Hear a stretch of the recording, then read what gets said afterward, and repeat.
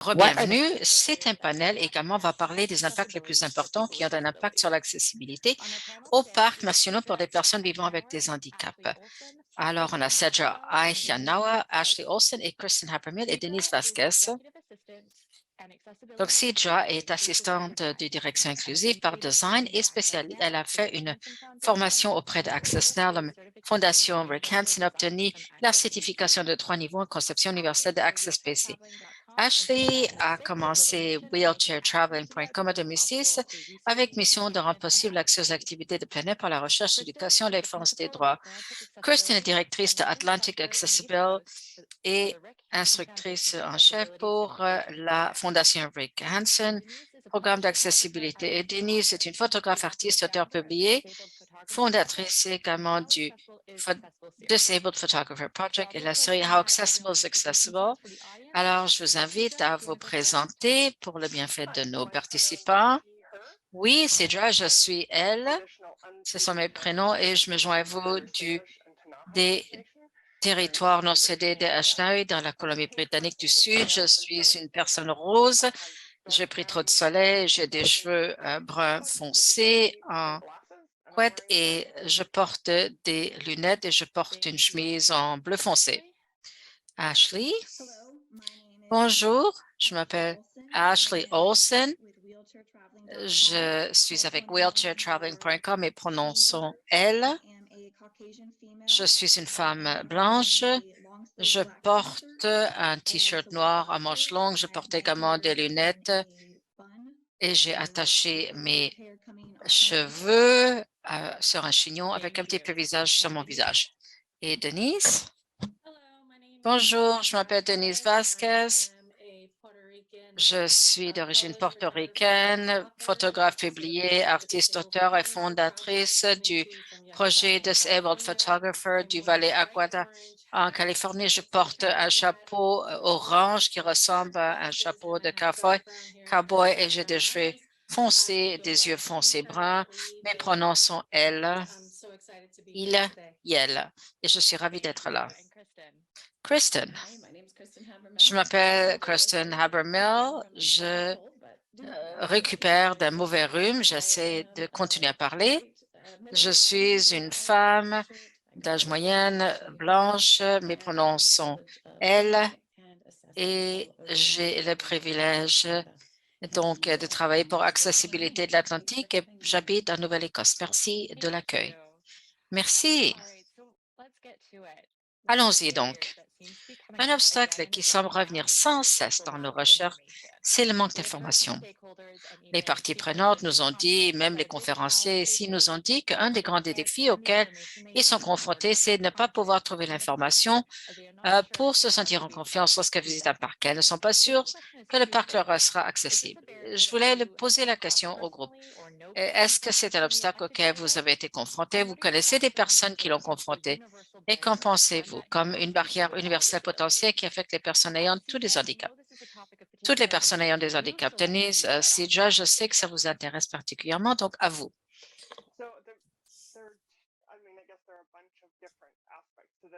Il y a plusieurs aspects. Mais tout d'abord, il y a la question de sûreté, de sécurité, pas seulement la sécurité physique, mais sociale.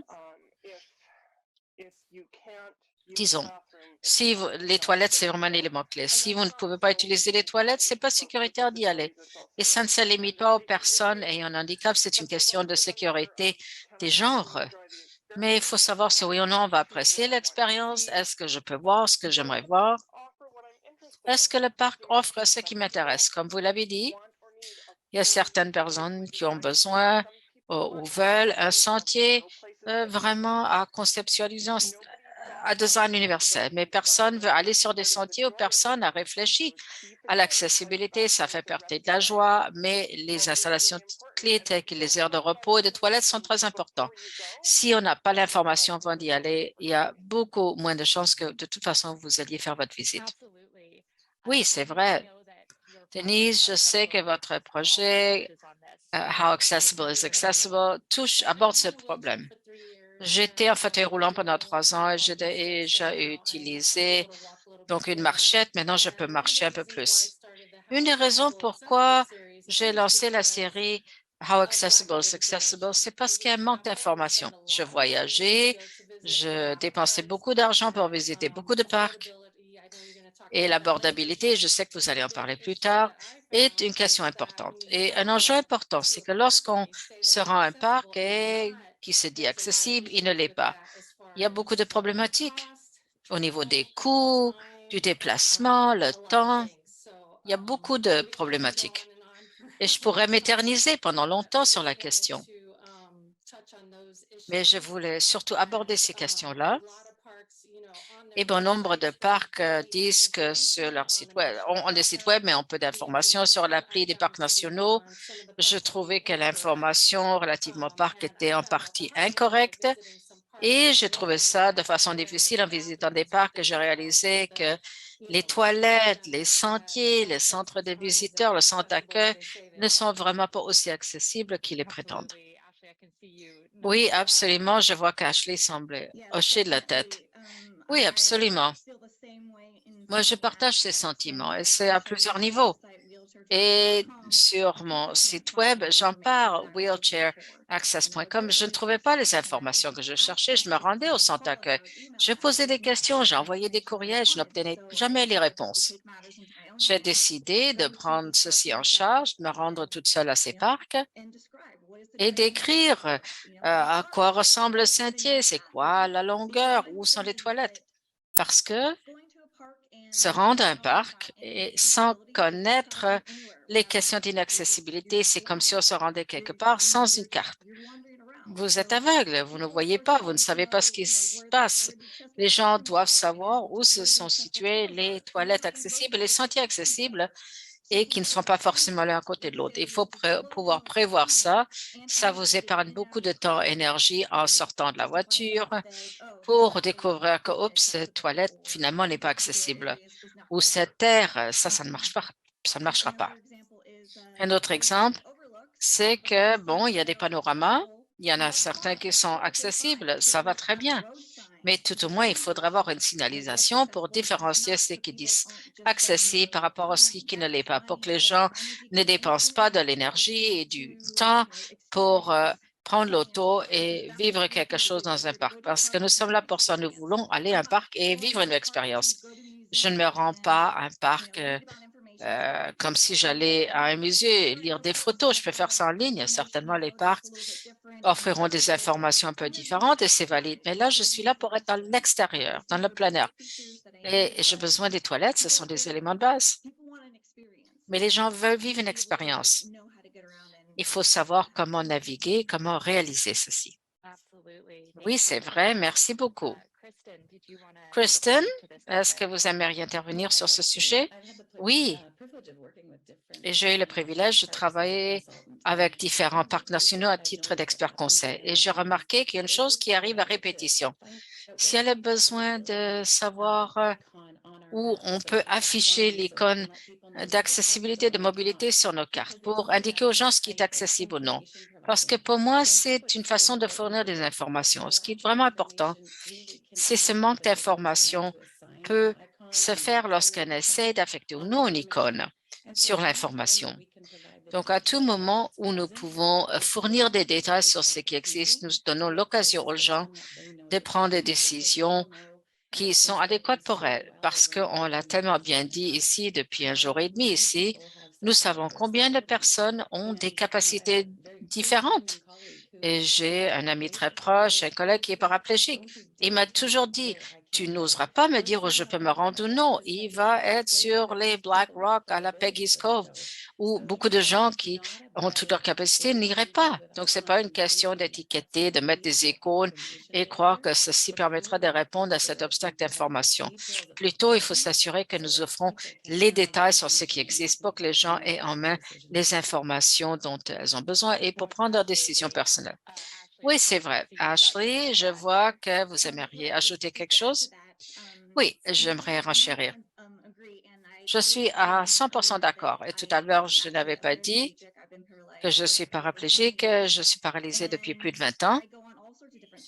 Et je vais sur toutes sortes de sentiers différents, mais tout dépend du sentier. Si je suis dans mon fauteuil roulant électrique ou manuel. Ça dépend de mes niveaux de force ce jour-là. Alors, je ne veux pas que les gens me disent ce que je peux faire ou non, mais je veux savoir c'est quoi la largeur du sentier, à quoi il ressemble. Est-ce qu'il y a des pentes ou est-ce qu'il y a des points difficiles que je devrais pouvoir apercevoir? Donnez-moi des informations sur les sentiers et ensuite je prendrai mes propres décisions. Oui, c'est tout à fait ça. Denise, est-ce que vous aimeriez ajouter quelque chose? Je crois que tout a été dit. Je sais que le temps file également.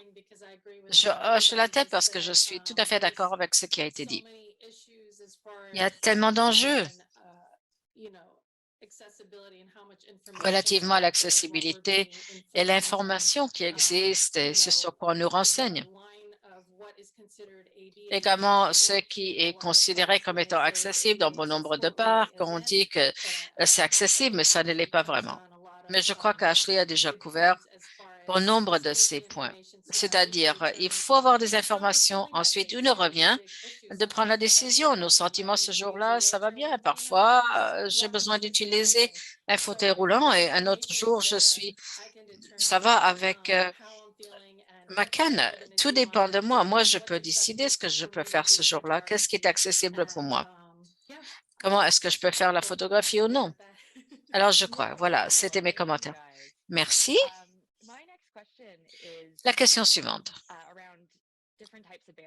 porte sur les différents obstacles. Je pense que beaucoup de personnes qui ne sont pas familières avec les défis de l'accessibilité peuvent penser que les obstacles sont purement physiques. Les escaliers, une absence de toilettes accessibles, absence de texte en braille.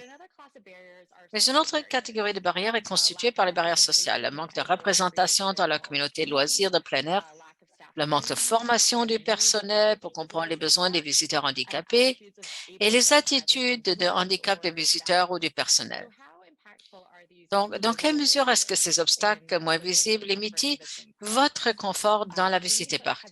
Denise, peut-être vous pourriez lancer le bal? Personnellement, j'ai une expérience à un parc à Las Vegas, un parc d'État, où j'avais demandé aux gardiens de parc, au kiosque, je voulais avoir des informations sur les sentiers, les zones accessibles dans le parc. Et j'étais vraiment offusquée parce que du point de vue dès le départ, il m'a dit, écoutez, non, le parc n'est pas accessible et c'est pas un lieu pour les personnes ayant un handicap.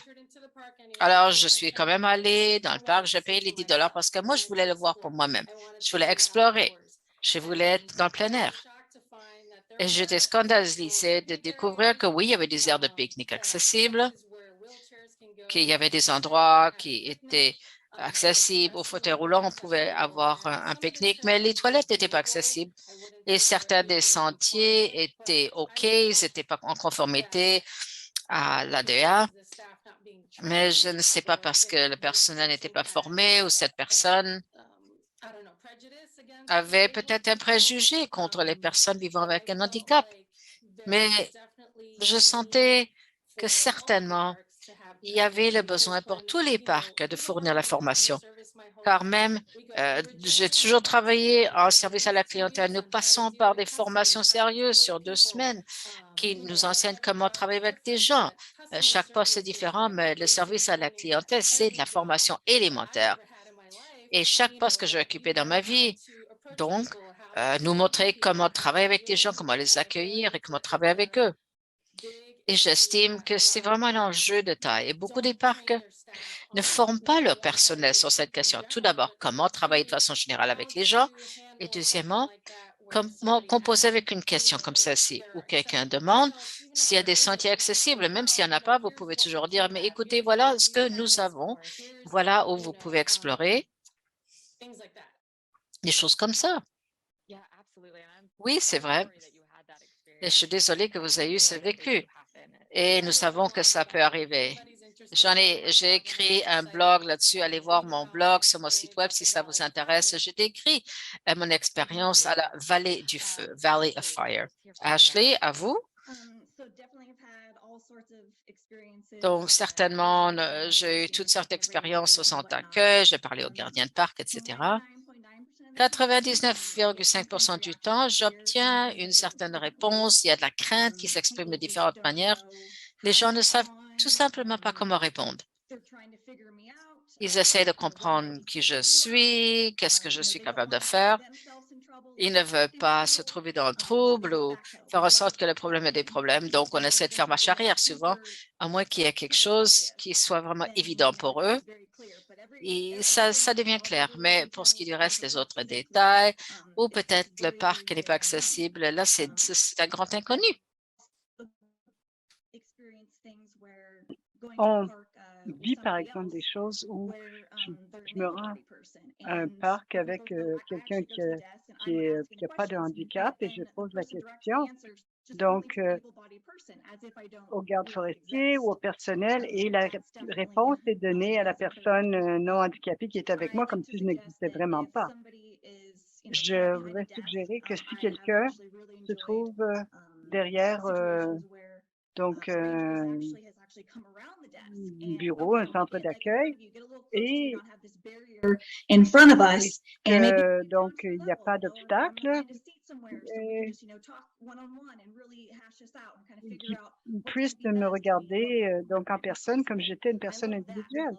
Je j'adore ça, j'adore, cette, capacité à voir, donc ce qui se passe et à vraiment travailler avec, les gardes forestiers. Il y a rien à craindre, d'une personne handicapée, vraiment et les gens ne comprennent pas ce que c'est d'avoir, donc la sclérose en plaques ou autre chose et c'est la possibilité de comprendre ce qu'est un sentier. C'est nous qui le décidons. Donc, on peut aussi, être rempli de compassion, mais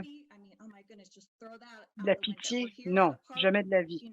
Nous sommes ici à un parc pour, jouir de la vie. On n'a pas besoin de se faire, de sentir, bon, mériter la pitié. Ce n'est pas nécessaire. Aussi, ne jamais faire de suppositions quant à ce que quelqu'un peut ou ne peut pas faire. Ça, c'est très important. Encore une fois, il ne faut pas supposer, mais demander: «Puis-je vous aider?» Mais ne supposez pas: «Ah, je vais vous aider, voici, voilà, c'est ça, c'est ci». Alors, demandez: «Est-ce que vous avez besoin d'aide?» Ça va loin pour toute personne, en fait.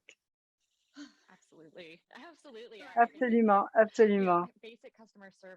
Le service à la clientèle de base, la compassion, l'empathie, savoir quels sont les besoins, tenter de savoir quels sont les besoins de la personne devant nous. Heu, alors qu'en est-il de vous, Sidra? Eh bien, moi, je n'ai pas la perspective de quelqu'un qui est a un handicap dans ce contexte, mais j'ai beaucoup d'expérience avec les services à la clientèle et la deuxième partie de ce qu'Ashley disait, posez les questions et écoutez les réponses. Si quelqu'un dit: «Oui, ça va» ou «Veuillez écrire ça» ou «Voulez-vous répéter?» ou «Parlez plus fort» ou «Pourriez-vous le dire à ma fille pour qu'elle m'aide à m'en rappeler?» Voilà ce genre de réponse dont on a besoin. Absolument, absolument. Ashley, quelque chose? Heu, oui, quelque chose qui est lié à cela. Montrer davantage de gens qui ont des handicaps, dans vos brochures, dans vos publicités, dans votre site web. En général, montrer davantage de personnes handicapées, donc dans vos publicités, dans votre représentation. Oui, tout à fait. La représentation est si importante, c'est non verbal et c'est presque implicite. Les gens qui ont des handicaps, ne sont pas, bienvenus ici si on ne les voit pas, dans toute la documentation. Kirsten, est-ce que vous avez quelque chose à ajouter de votre expérience? Oui, j'ai vécu quelque chose cet hiver. J'ai fait une évaluation d'un parc national et on prend toujours le temps de, parler avec le personnel. On pose des questions. Comment ça se passe? Est-ce qu'ils ont été formés pour le rôle qu'ils tiennent? Combien de temps? Depuis combien de temps ils sont là? Et j'ai découvert, quelque chose d'unanime. Nous avons besoin de davantage de formation. Nous voulons de la formation. Une personne à qui j'ai parlé était là depuis plus de 30 ans, adorait son travail, elle a dit, je ne suis pas correctement équipée pour aborder des gens vivant avec des handicaps parce que personne ne m'a dit comment le faire. Alors, ça crée un obstacle, mais aussi c'est une constatation formidable parce que c'est tellement facile à régler. Ça- c'est tellement facile d'avoir donc des formations de base sur les personnes handicapées et parce que tout le monde peut avoir alors la confiance d'aborder donc les personnes vivant avec un handicap. Comme Ashley l'a dit et Denise, alors simplement, dites-moi comment moi je vais pouvoir m'amuser dans votre parc. C'est pour ça que je suis ici. C'est tellement important de reconnaître ce rôle en tant qu'employeur du personnel pour vraiment éliminer les barrières sociales. Denise, je voulais ajouter, lorsqu'on parle de handicap, dans la formation, il faut aussi être conscient du fait que tous les handicaps ne sont pas visibles. Moi, j'ai un syndrome de douleur chronique, mais intermittent. Et donc, lorsque je pose des questions quant à l'accessibilité, les gens me regardent. Si je suis pas dans une crise et que je ne suis pas en fauteuil roulant, les gens me regardent. Pourquoi est-ce que je pose des questions? Il faut incorporer cela dans la formation. Absolument. Ashley, j'aimerais ajouter, bien que j'aimerais dire de toujours embaucher quelqu'un pour intervenir ou défendre les droits dans provenant d'une communauté. Pour quelqu'un qui est en fauteuil roulant, j'aime toujours recommander cela à des hôtels, mais à beaucoup de ces endroits, par exemple, les endroits gouvernementaux, il va y avoir une affiche avec un fauteuil roulant. Bon, en disant que c'est accessible. Moi, ce que je dirais aux membres du personnel, c'est asseyez-vous dans un fauteuil roulant, allez tenter de boire à la fontaine pour voir comment ça se passe. Ça, c'est un début. Oui, c'est quelque chose qu'on peut faire immédiatement. Il y a probablement ces outils disponibles. Dans ces centres-là, il y a probablement des fauteuils roulants. On pourrait certainement voir dans quelle mesure quelque chose est accessible ou non. Oui, par exemple, dans quelle mesure une pente est raide et pousser ces boutons pour ouvrir la porte. Parce que moi, quand j'étais dans un fauteuil roulant, le problème principal, c'était d'ouvrir les portes. Oui, absolument. Sidra, oui, j'ajouterais, prenez la chaise roulante à l'extérieur, allez vous promener sur le sentier, allez voir comment cette rampe au stationnement vous permet de rouler ou non et aller sur un sentier parce que même dans cet espace, il est facile simplement de penser uniquement à la mobilité, mais il faut aussi penser aux autres éléments d'information. Oui, merci, absolument. Un autre obstacle qui a été soulevé concerne l'accessibilité des transports vers et dans les parcs nationaux et provinciaux au Canada comme aux États-Unis. Je pense que cet obstacle est assez complexe car ça veut dire une intersection de barrières personnelles, de contraintes financières ou physiques liées à la possession d'un véhicule, les obstacles gouvernementaux, manque de transport en commun, absence de politique adéquate pour favoriser l'indépendance des personnes handicapées et obstacles liés au parc, manque de transport entre les parcs et manque de politique de parc pour favoriser les déplacements accessibles à l'intérieur même des parcs. Je suis curieuse d'entendre vos réflexions quant à l'intersection de ces obstacles et ce qui peut être fait pour améliorer le transport vers et dans les parcs. Ashley, je pense que certains parcs aux États-Unis ont tenté de cerner ce problème. Oui, c'est un défi, vraiment, c'est peut-être celui le plus gros défi à ce que j'ai vécu jusqu'ici. Alors, une idée que j'ai, c'est de créer un programme de ramassage, donc qui serait, à mon avis, fort utile pour plusieurs personnes. ça ne serait pas porte à porte, mais il y aurait, par exemple, l'utilisation d'un espace communautaire ou d'un espace public, par exemple, une station de bus ou un parc en ville, un endroit qui est reconnaissable où les gens pourraient se rendre par transport en commun ou tout au moins avec le paratransport comme qu'on connaît aux États-Unis. Puis, de là, ils peuvent être ramassés et aller au parc. Ça peut être organisé par les parcs sur une base mensuelle, par exemple, ou quelques fois par année. Ou s'il y a de l'intérêt, ça pourrait être hebdomadaire, mais il y a des fourgonnettes, des vannes qui ont été utilisées et qui peuvent contenir plusieurs fauteuils roulants ainsi que des passagers non handicapés pour accommoder toute personne d'équipement, les soignants. Donc, je crois qu'un programme de ramassage que je n'ai jamais vu, en fait, pourrait aider. Je ne sais pas, ça n'a pas été fait, je sais, mais c'est une idée que j'ai eue.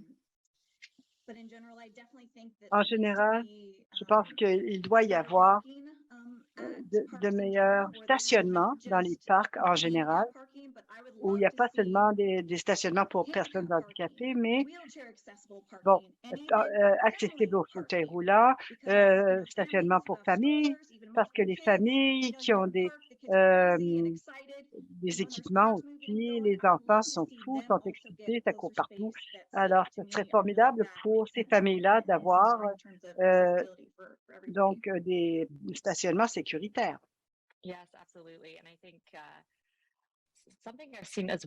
Oui, absolument. Quelque chose que j'ai vu aussi, c'est souvent les parcs les plus mieux connus sont ceux qui ont le plus d'achalandage et il n'y a souvent pas assez de stationnement, du stationnement accessible ou autre. Et donc, le programme de ramassage pourrait aussi permettre d'avoir moins de véhicules dans le stationnement et bien moins de pollution, évidemment. Oui, ça pourrait aider sur plusieurs plans. Christine, est-ce que vous avez ajouté? Non, Denise. J'ai aimé ce que Ashley a dit. Le parc national de Sequoia a le meilleur stationnement que j'ai jamais vu quant à la question d'accessibilité. Ils ont des stationnements simplement pour les personnes handicapées. Moi, j'habite près de Joshua Tree et il y a un sentier qui est supposément accessible et il y a une place de stationnement là. Donc, certains parcs ont des navettes, j'ai remarqué, depuis les hôtels, mais c'est une idée formidable de se rencontrer peut-être au centre communautaire et d'être ramassés pour aller au parc. J'ai des amis, moi, qui ont la paralysie cérébrale et qui n'ont jamais visité un parc. Et j'aimerais donc les voir. Donc, ce genre de solution. Les navettes, c'est certainement une bonne idée. Je sais que Bryce Canyon a une navette qui roule au quotidien et les parcs les plus occupés sont davantage de navettes de plus en plus. Joshua Tree le fait, mais j'aimerais voir ces navettes qui ne fonctionnent pas seulement de manière saisonnière, mais toute l'année. Il y a des gens qui visitent les parcs toute l'année. Moi, j'aime aller au parc pendant la semaine, pas la fin de semaine lorsqu'il y a des foules, parce que je veux pas avoir à me préoccuper de mon rythme de croisière sur les sentiers ou de me faire bousculer ou de ne pas pouvoir m'arrêter pour prendre des photos parce que encore une fois, l'endroit le plus facile pour moi de prendre des photos, c'est dans les stationnements. Alors, lorsque les stationnements sont inadéquats, c'est vraiment un défi. Alors, mon plus gros défi, c'est de trouver un endroit sécuritaire où je peux installer mon équipement et je ne serai pas percutée par une voiture et je pourrai prendre mes photos tout à fait à l'aise. Donc, c'est pas difficile à faire, mais c'est des idées que l'on doit discuter et c'est exactement ce que l'on fait pour trouver les meilleures solutions à ce genre de problème qui peut être résolu. Oui, très, très bon point. Kristen, étant donné votre travail avec la Fondation McKenzie et ainsi de suite, est-ce que c'est quelque chose que vous, qui vous préoccupe? Ouais, le stationnement, c'est vraiment une partie importante de ça et ça crée soit des obstacles, ou ça facilite les choses. Alors, Denise, parfois, donc comme vous l'avez dit, il y a des parcs dits accessibles et il n'y a qu'un endroit pour stationner, un endroit accessible. Alors, lorsque nous faisons une évaluation, le stationnement, nous y portons attention. Donc, il ne s'agit pas seulement l'endroit de stationnement qui est le plus près, mais le meilleur. Un endroit nivelé, sécuritaire, où il y a un bon accès, où il y a beaucoup de place pour sortir du véhicule, que ce soit à l'arrière ou aux côtés, où il y a des bonnes allées d'accès. Et beaucoup de parcs nationaux n'ont pas de stationnement pavé, mais on peut trouver des solutions vraiment bien compacter les choses et aussi y voir aux affichages horizontaux et verticaux parce que souvent l'affichage sur le sol, l'affichage donc sur le sol lorsqu'il y a de la neige, c'est plus visible. Alors il faut pouvoir afficher cela de manière claire. J'ajouterais, je voulais mentionner qu'il y a certains stationnements qui sont conçus pour être accessibles. Oh, il faut qu'il n'y ait pas de trottoir non plus du côté passager. Bon, si je sors d'une voiture alors que mon ami conduit la voiture, il ne devrait avoir aucun trottoir des deux côtés du stationnement accessible. C'est pour ça, voici Ashley, c'est pourquoi je pense que d'avoir différentes places de stationnement accessibles, donc pourrait résoudre cela. Des stationnements pour personnes handicapées, donc peut-être que vous venez de vous casser la jambe, peu importe quels sont vos besoins. Et des endroits aussi accessibles aux fauteuils roulants, où l'on peut donc ouvrir les portes, avoir une rampe d'accès de manière sécuritaire. Et encore une fois, un autre stationnement pour les familles. Et différents types de stationnement, aussi une zone de chargement, de déchargement. Si, par exemple, justement, il y a des navettes qui organisent cette accessibilité, donc qu'il y ait un endroit sécuritaire désigné pour permettre aux gens de quitter ou pour les ramasser. Alors, Sylvia, est-ce que vous avez quoi que ce soit à ajouter? Quelques réflexions. Il y a certains endroits qui ont des modèles, qui offrent des modèles que l'on peut émuler. Le lac O'Hara a vraiment quelque chose, il faut réserver, mais à mon avis, ce n'est pas un parc accessible parce que c'est très éloigné. Mais les parcs nationaux ont déjà une plateforme de navettes qui pourrait être utilisée particulièrement pour les rendre cela accessible. Et aussi, dans certaines provinces, un médecin peut écrire une ordonnance qui donne à la personne handicapée son soignant accès au parc. Pourrait-il y avoir une composante qui reconnaît le transport? Pour moi, le parc national le plus près est à 2 heures de distance. Il y en a un autre ensuite à 2 ou 3 heures.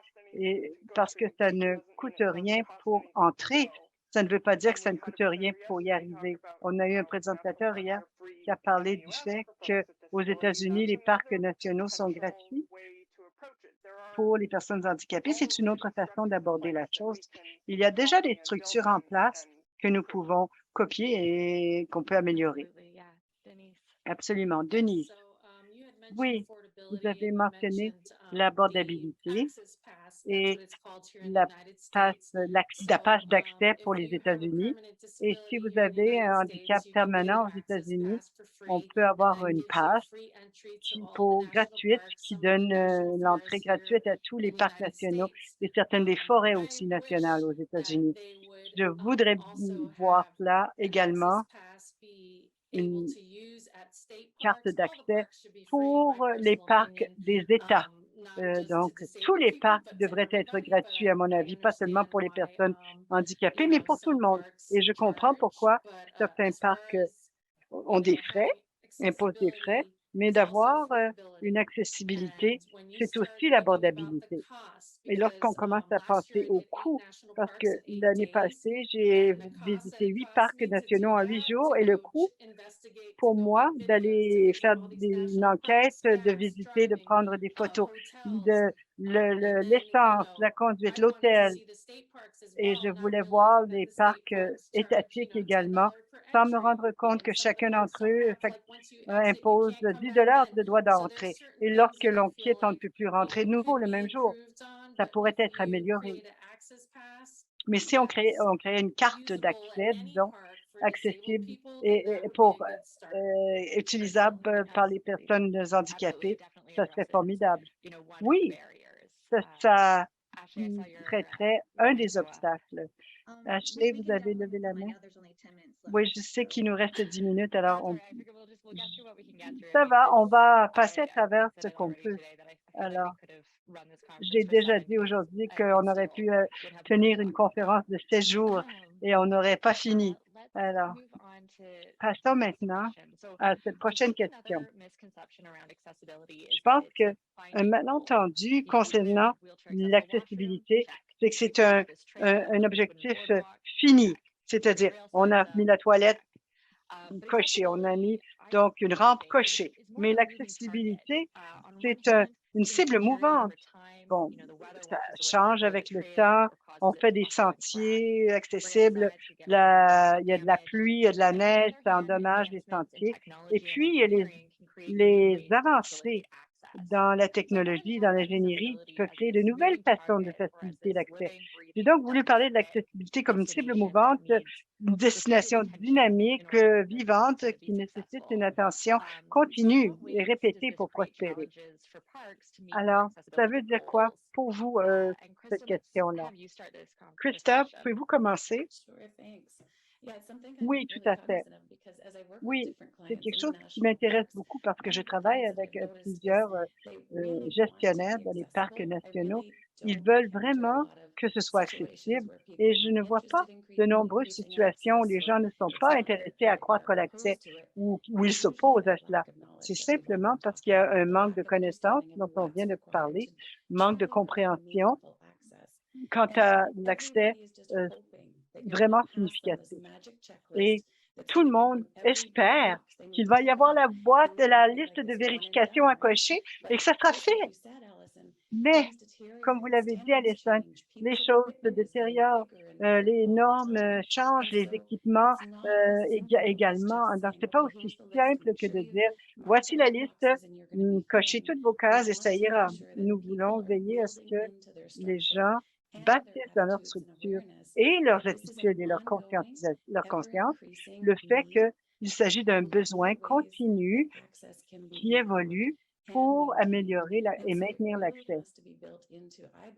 Il faut donc que ce soit intégré dans les politiques, les orientations des parcs, dans la question de personnel également, qu'il y ait quelqu'un de toujours responsable pour réfléchir, évaluer ces choses-là, et aussi quelqu'un qui comprend la conception universelle, le design universel. Alors, quelqu'un qui comprenne l'expérience d'arriver à un parc et d'aller dans la nature et même sans pouvoir dire pourquoi on a tellement aimé ça, mais ça n'a pas pris tant d'énergie et d'effort. Et ça a été une expérience absolument magnifique et on veut y retourner. Et ça, c'est un signe que les choses ont bien été faites. Ce n'est pas seulement parce que ça a été fait bien une fois, mais c'est maintenu et amélioré constamment. Et c'est tout à fait vrai, c'est une cible mouvante. Il faut accepter que ce sera toujours le cas. parce qu'on va s'améliorer et de plus en plus, on ne va pas donc se miser sur une norme seulement. Merci. Denise, voulez-vous ajouter quelque chose? Oui, je sais que l'enjeu, c'est de l'argent. De nombreux parcs ont besoin d'argent pour améliorer les choses, mais il y a des parcs qui sont très créatifs quant à la question d'accessibilité. Par exemple, le parc national Sequoia est un des meilleurs parcs quant à l'accessibilité. Ils ont des brochures qui traitent uniquement de l'accessibilité. Tout est dans la brochure, on n'a qu'à le demander, soit à la porte ou au centre des visiteurs. À Pink Coast, au Nouveau-Mexique, il y a un système GPS et ça vous dit est-ce que vous êtes près du trottoir, si vous êtes en fauteuil roulant. Le monument national a des appareils interactifs et il y a des parcs qui sont très créatifs pour accueillir davantage les personnes handicapées et rendre le tout plus accessible. Ça existe déjà. Oui, Ashley? Il est important de garder à l'esprit que les gens viennent au parc pour vivre une expérience de la nature. Il faut nous permettre de faire cela, que ce soit au parc national Shenandoah ou une grande partie donc du parc n'est pas accessible, ça va, mais il faut nous laisser savoir. Ça ne peut pas être parfait pour absolument tout le monde, mais il faut simplement donner de l'information et donc créer de l'accès. Donc, par exemple, sur un sentier, une promenade en bois ou même un pavé de gravier, donc un sentier de gravier. Ça veut dire que les gens vont utiliser le sentier et n'iront pas donc se promener dans la forêt en endommageant des plantes ou des animaux. Alors, ça permet de bâtir la durabilité, la pérennité. Lorsqu'on crée un sentier accessible, tout le monde peut y aller. Il y a des marqueurs clairs pour tout le monde, qu'on souffre de handicap ou non. Alors, ici, on a de l'information de base. On sait, par exemple, où sont les points de vue panoramiques, les tables de pique-nique, les toilettes accessibles. On commence par ça et on ajoute à la suite. Bon, alors les gens vont dire, ah, c'est formidable, mais vous pouvez ajouter ceci ou cela à votre liste. Oui, avoir cette information de base, c'est essentiel et être ouvert à régler les obstacles, les petits obstacles. Souvent, on a bâti des plateformes en bois, par exemple, pour le point de vue panoramique, mais en raison de l'érosion ou quelque chose comme ça, ou des pluies, il y aura un écart à combler de 3 pouces. Et il est difficile à ce moment-là d'être en sécurité. Et même parfois, il n'y a pas d'appui, de rampe d'appui. Alors, mais si vous avez donc une plateforme, vous pouvez avoir une rampe en bois simplement pour y entrer et ça empêcherait l'érosion de rendre cette plateforme inaccessible. Oui, tout à fait. Et la maintenance ou le manque potentiel de maintenance, c'est ça qui compte souvent. Parce que si on dit que c'est accessible et que là, on arrive et que ce sentier, il y a eu de l'érosion et là, ça devient impraticable et c'est tellement frustrant. Oui, tout à fait, mais des caractéristiques de base. Bien souvent, je regarde la carte et je me dis: «Ah voilà, une toilette accessible», mais encore une fois, il y a eu une marche qui a été ajoutée, on n'a pas pensé aux 12 pouces. Alors je n'arrive pas à entrer donc dans cette toilette accessible. Alors tout cet argent qui a été dépensé pour bâtir cette toilette et ça sert à rien. Et vous savez, les crochets dans les toilettes, mettez-les à la bonne hauteur. Donc, l'ensemble de tous ces détails peut vraiment faire une différence. Alors, l'utilisation de ce fauteuil roulant par le personnel peut certainement leur ouvrir les yeux. Ça, c'est absolument certain. Et ça va faire la promotion de l'accessibilité partout. Alors, des points très fructueux. Y a-t-il quelque chose à ajouter, Sylvain? Oui, je veux réitérer de la compréhension du pourquoi c'est absolument essentiel. Notre organisation a été le résultat de ce constat. On peut avoir tous les experts qu'on veut et si les gens n'ont pas sur le terrain qui font le travail, dans notre cas la construction, ne comprennent pas pourquoi, ça va être mal fait, ça ne sera pas fait. Alors, les gens qui font le travail, donc, doivent être conscientisés et aussi les gens qui font la maintenance. Les gens qui, s'occupent des sentiers. Bon, s'il y a un arbre sur le sentier, évidemment, en général, ils vont l'enlever tout de suite, mais ils doivent aussi comprendre s'il y a eu une érosion à l'entrée d'une toilette accessible, qu'il faut aussi régler cela. Tout le monde doit être conscient et faire aussi un tri quant à ce qui est le plus important à régler. D'abord, que l'on parle de handicap ou non, c'est le cas partout pour tout le monde. L'accès à des toilettes et à des stationnements également. Absolument. J'adorerais pouvoir être avec vous encore 1 heure. Ça a été fantastique, mais nous allons devoir conclure. Je vous remercie chacune d'entre vous de vous être jointe à nous aujourd'hui avec votre expérience, votre expertise, vos connaissances. Ça a été merveilleux. Merci, merci beaucoup. Bon, je crois que cela conclut notre journée. J'aimerais remercier toutes nos conférencières et nos conférenciers qui ont partagé leurs récits, leurs idées, leurs recherches avec nous aujourd'hui. Nous vous accueillons avec plaisir demain à midi, heure de l'Est. Passez une bonne fin de journée.